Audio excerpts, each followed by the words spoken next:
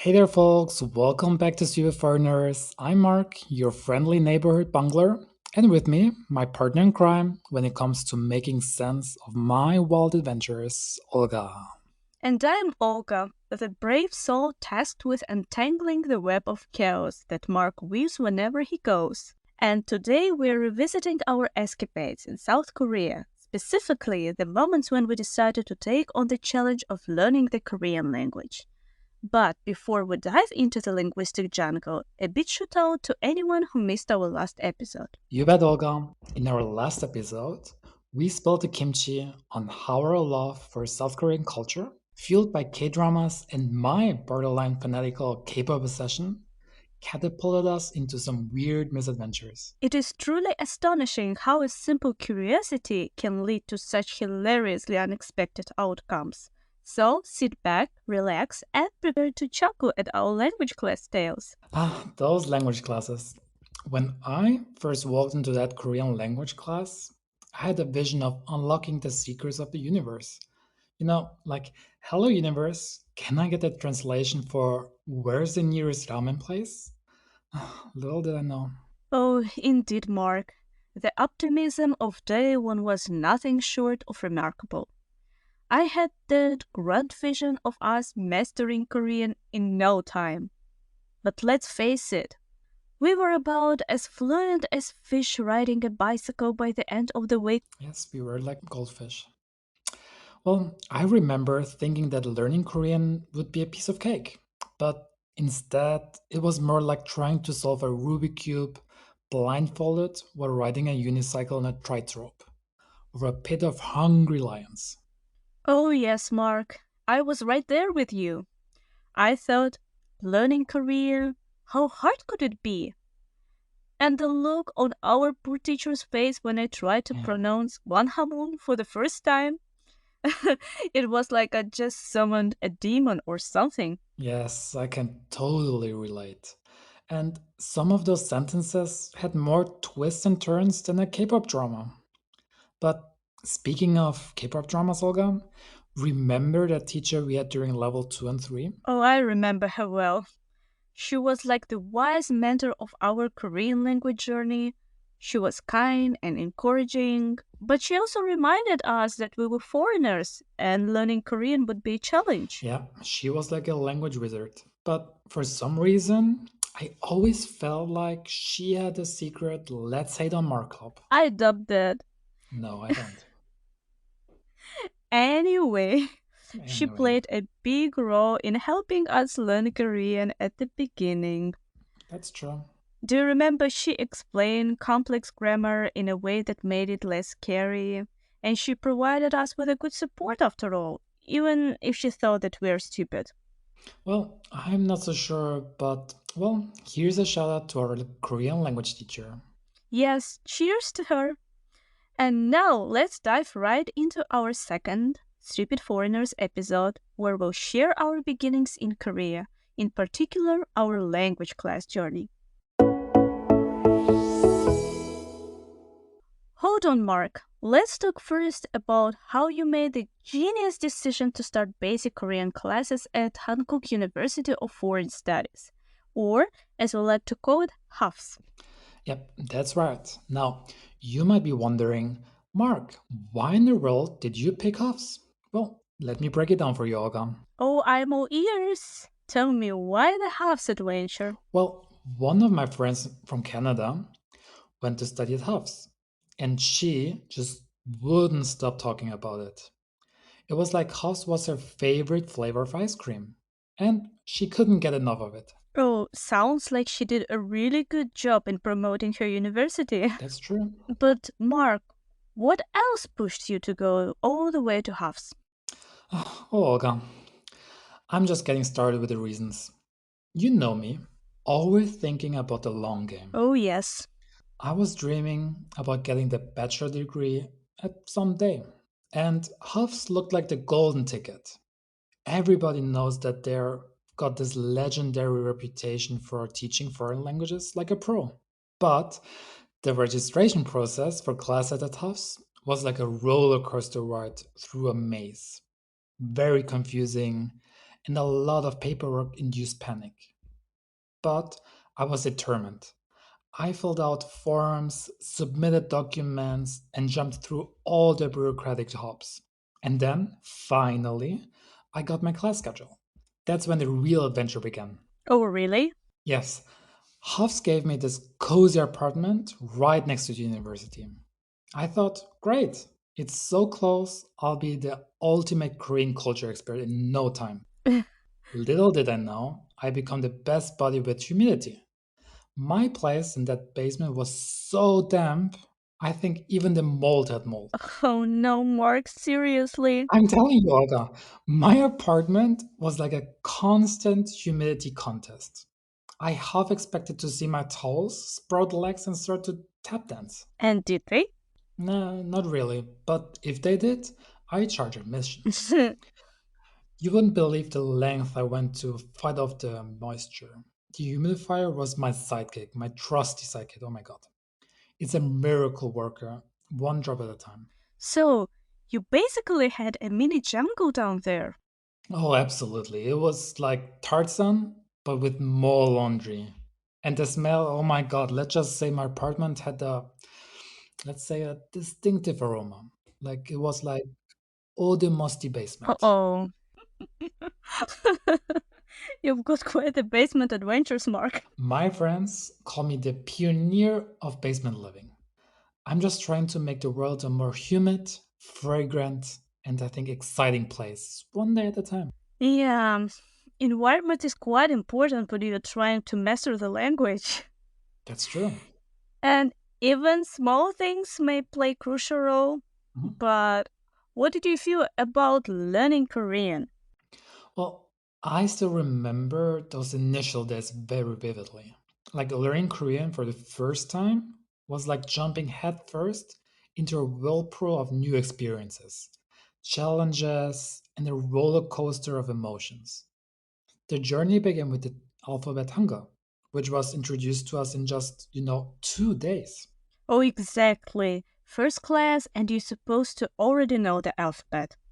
Well, it might sound like a short time frame, but those were probably the longest 2 days of my life. I had to memorize everything, every character, every stroke, and even every pronunciation. It felt like learning to write with your non dominant hand while standing on one leg. That's how challenging it was. But the beauty of learning Korean was that it was a language where progress came very quickly. In the first week, I learned more than I have ever thought possible. From basic readings to essential grammar. I was absorbing information at a rate that would make most traditional language schools blush. Yes, sounds like a super intensive program.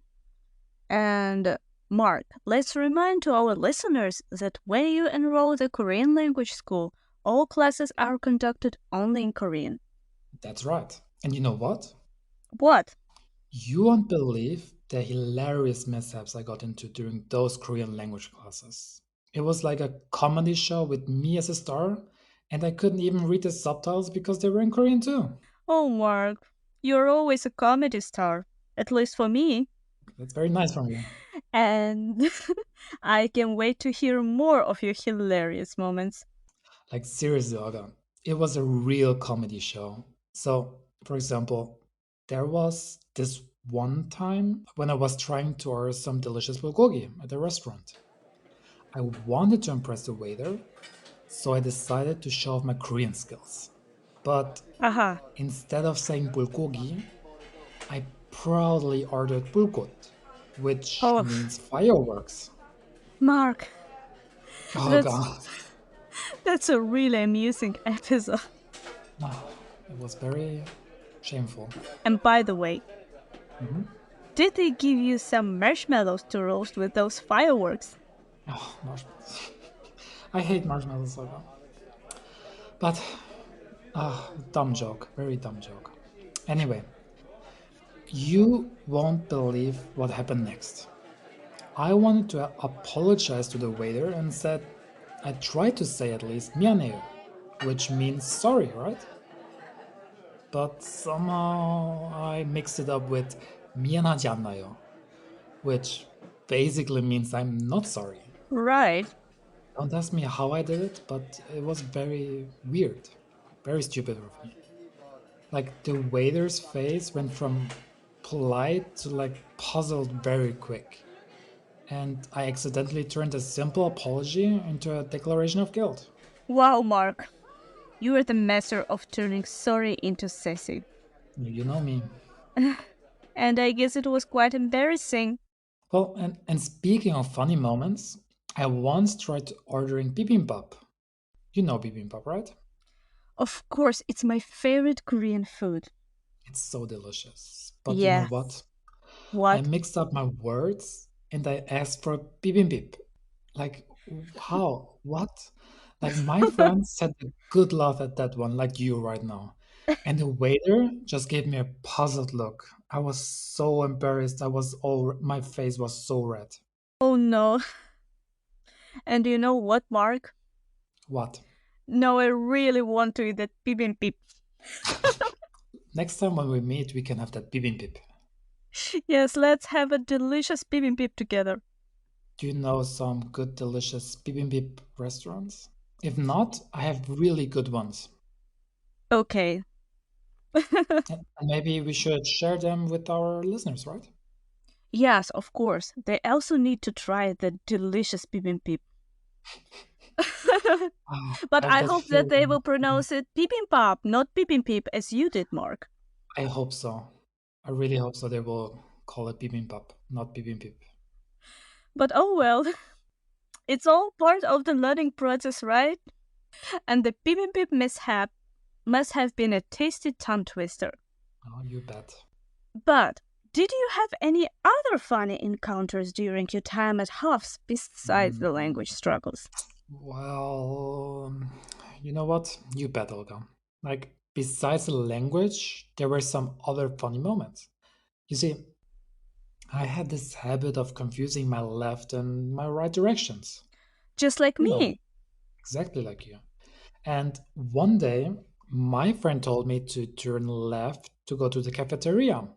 And I confidently turned right. I was heading straight for the library instead. I ended up browsing books instead of enjoying a very delicious bibimbap. You're like a real sitcom character, Mark. But I hope you got some reading done in the library. A little bit, not much. Yeah, not much. Sounds like Mark. Oh, thank you very much. Seems you had quite the adventure at Hofs, both in and out of the classroom. I will tell you one more very funny moment. Okay, It's the I'm all last one. ears. Okay. Once, when I tried to order a coffee, I ended up asking for a giraffe instead. Oh no. Like I was mixing up similar sounding words in Korean, and it was very embarrassing too. Come on, Mark. Similar sounding words? Of course, Kopi and kirin? but they sound very similar, don't they? No, they don't. Well, for my defense, I think it's part of the learning process, right? Right, okay, okay. So, Yes. now tell me more about your struggles. Well, the struggle wasn't just limited to the classroom, though. I had to deal with being alone in a foreign country, right? Like, even though I was in Canada, it was very different. The language was foreign, the culture was a blend of what I had seen in K dramas, and everything felt like an adventure waiting to happen. But I think here's the silver lining: I wasn't alone for long. One of the beautiful aspects of learning a language in an international environment is that you get to meet people from all around the world who are on a similar journey. Exactly. Yeah, I made friends from different corners of the globe, each with their own stories and dreams. Like we bonded our shared struggles and celebrated our little victories together. Absolutely, Mark. And those international friendships were like little sparks of joy in our language learning journey. You know, I cherish the moments we made with our diverse group of friends. So, can you tell us about the most incredible memory during your half times? Well, one of those victories came in the form of a talent contest, I think. It's a little bit embarrassing, but well, okay. Like a French friend and I decided to take on the challenge, and we chose to dance to the DBSK song Why. Do you know it? No, I don't. Well, let me tell you, dancing to K pop in a talent contest was both nerve wracking and exhilarating. We might not have taken home the top prize, but we didn't finish last either.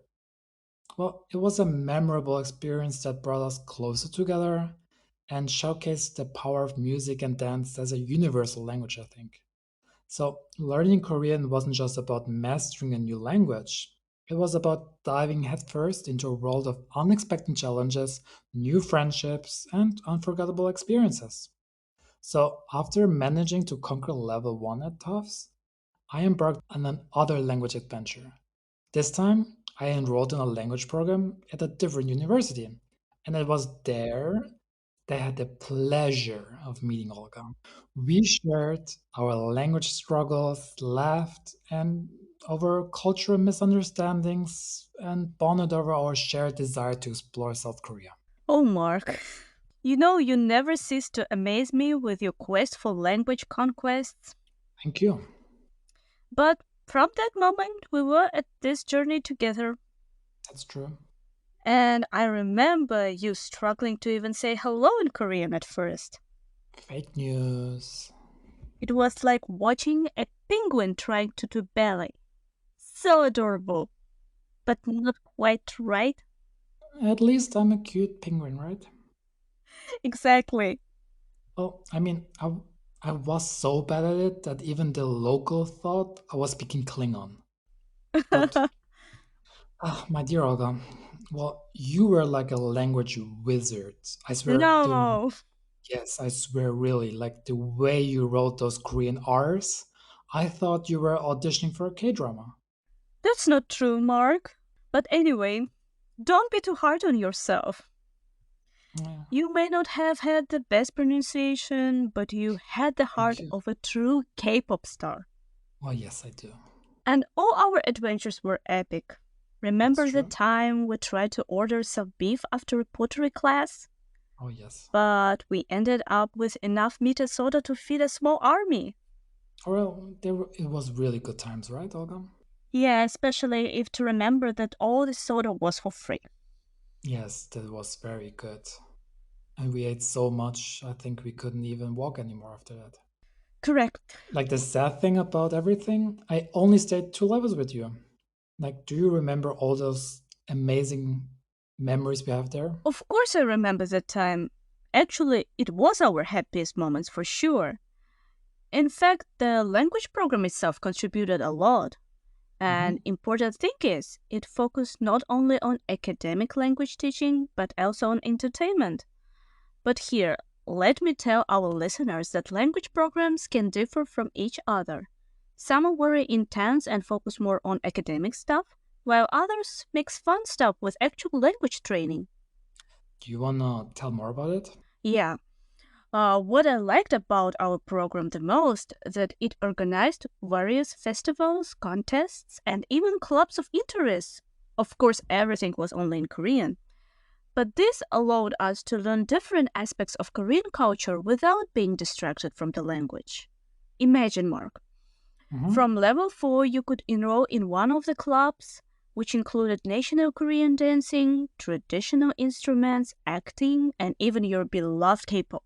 But unfortunately, you missed all that opportunities. Yeah, What a that's shame. yeah, no, I'm very sad about that. When I heard all your stories about it, I was so excited but sad at the same time. Yeah, and in our senior year, we even made a short film about types of romantic dating in Korea and showed Ooh. it in front of all the students and teachers. That was Oh an wow. amazing experience. It sounds like an amazing experience. But by the way, Mark, Yes?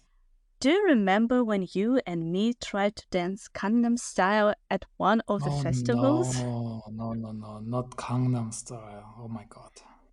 But when we saw that all our classmates crowded at the door and watching us, we were too embarrassed to continue. Oh, Olga, how could I forget that embarrassing moment? Never. We thought we could nail the Gangnam style dance, but I think the pressure of performing in front of all our classmates turned us into two stumbling, awkward foreigners doing our best impression of Psy, and it was just terrible. Terrible. I agree. Yes. Yeah, oh, yes. But did we ever redeem ourselves on the dance floor later during our time in Korea? I think no, no, no, no, no. I have never danced in my life after that moment. How sad it is. It is very sad. Okay, enough of sad moments. I would say embarrassing moments. Very embarrassing moments. Yeah. So, since I already mentioned a program that involved more fun during language learning, would you mind to tell about academic programs? So, Seoul National University's Korean language program offers a variety of options to cater to a wide range of language learners. Like, they have regular programs, evening, and short courses. So, whether you're a complete beginner or looking to fine tune your advanced skills, there's a program for you. Also, good to know that some schools offer topic exam preparation classes. They can be part of the main program and be held as additional afternoon classes, but there is also a separate course, more like intensive preparation. However, you need to pay for the second one. I had experience of attending an intensive topic course with my friend from Sweden. You know, we really wanted to get level 5 as soon as possible at the time. Yep, Well, spoiler alert, we didn't. that's sad. Yes, but let's get back to the Korean programs. Which one did you choose, Mark? Well, I chose to enroll in the regular language course at SNU Hmm. because I had a specific goal in mind. I wanted to take the Korean language examination to register for university. However, the pace and intensity of the program were challenging, pushing me to my limits as I pursued my linguistic ambitions. Oh, Mark, you're always the overachiever, aiming for that Korean language examination. That's true. But I've got to give you credit for your determination. Hmm. But I have one question. Hmm. Did you ever have a moment during the program where you questioned your sanity? Oh, oh, oh. Or maybe wished you were just back in Canada enjoying some poutine? Well, actually, not really. Like, even though I really love poutine, oh my god, I love poutine. I need to try it too. You should. Have you never tried poutine in your life? Never. Oh my god, you should try it. It's the most delicious mess that you can eat. Okay. But you know, in contrast to Huff's, where we ease into language with manageable chunks of vocabulary, at SNU we were expected to learn around maybe 50 words a day. It was like trying to catch a waterfall with a teacup. I felt so overwhelmed. And it sounds like a big challenge. Yeah, I often felt like I was the only one who couldn't keep up with the pace, while my classmates were effortlessly making progress in Korean. So I don't know, I felt completely lost at times. It was like I was trying to solve a Rubik's Cube blindfolded or riding a unicycle on a tightrope. Well, I totally know that feeling. Like, totally. Mm. And at some point, that's why we're stupid foreigners. Yeah, that's true. But despite the challenges and moments of self doubt, I somehow managed to complete not just level 4, but also level 5 at SNU. It was an Oh, achievement I was immensely proud of. And it felt like conquering a linguistic Everest. Like I had come a long way from those initial days of learning Hangul at Hofs. oh wow, level 4 and 5 at SNU. That's Yes, like scaling Mount Korean linguistics. exactly. But, Mark, let's not Yes. forget, you still owe me a rematch on the Gangnam style dance Oh floor. no. I've been practicing my moves. You're practicing your moves, really? Just a Well, little bit. just a little bit. Okay, so if you have practiced your moves, maybe we should upload our crazy video on our page so everybody can see it, right? Oh no. You don't think so? I think everybody should see Olga dancing Gangnam Style in a rabbit suit. And while Mark himself is dressed like classical odyssey. Only if we get many likes and followers. Yeah. Okay.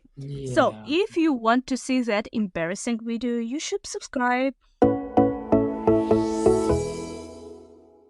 Enough of Gangnam Style. Let's Enough of continue. Gangnam Style. Let's continue. So, Did you stop at level 5 mark or I decided not to continue with level 6 at SNU because, well, you know, it wasn't because I had given up on my language learning journey, but rather because I felt that I needed a break, this feeling.